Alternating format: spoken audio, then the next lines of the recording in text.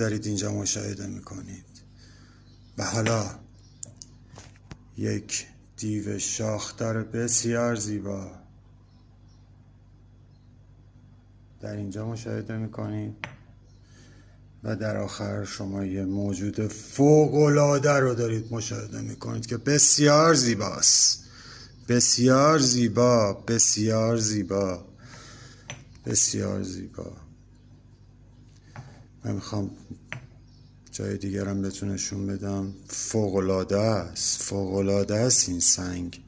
این سنگ فوق‌العاده است، این سنگ فوق‌العاده است، به خاطر اشکال روش فوق‌العاده است. این شاب سنگ بسیار زیباست و شما اینجا دارید یه موجود عجیب و غریب رو میبینید که این موجود عجیب و غریب بسیار زیباست، بسیار زیباست و روباه رو دارید میبینید که روی این شهاب سنگ نقش بسته. بله، این شهاب سنگ بسیار زیبا و الان تبدیل به یک رپتایل خفن شد.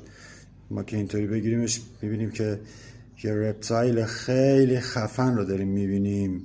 بسیار زیبا، بسیار زیبا، ماشاءالله، ماشاءالله، فوق العاده است. برمیگردیم به صحنه قبل. دستای این موجود رو شما دارید میبینید.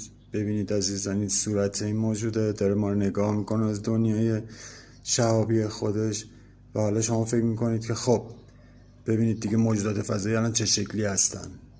خب دارید میبینید و اینجا میخوام چهره دیگه ای رو به شما نشون بدم که فوق العاده است. این سنگ فوق العاده است.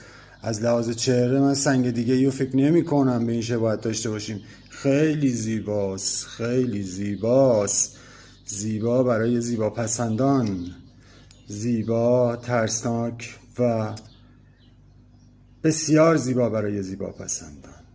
من الان روباری که نزدیکش کردم یه چهره دیگه به من داد و من یه چیزی از اینا درک کردم و الان میبینید که بله بله چه چهره زیبایی رو ما داریم اینجا دریافت میکنیم و فوق‌العاده است. و انسان میگیریم و میبینیم که سنگ های فوق‌العاده، یعنی شاب سنگ های فوق‌العاده زیبا، کلاسیک و عرض به حضور شما که کلکسیونی، فوق‌العاده کلکسیونی، فوق‌العاده کلکسیونی و زیبا و جذاب. یعنی یه چیز عجیب و غریب، یه چیز عجیب و غریب. زیبایی رو درونش احساس میکنید، واقعیت رو درون این سنگ ها احساس میکنید و میبینید. شما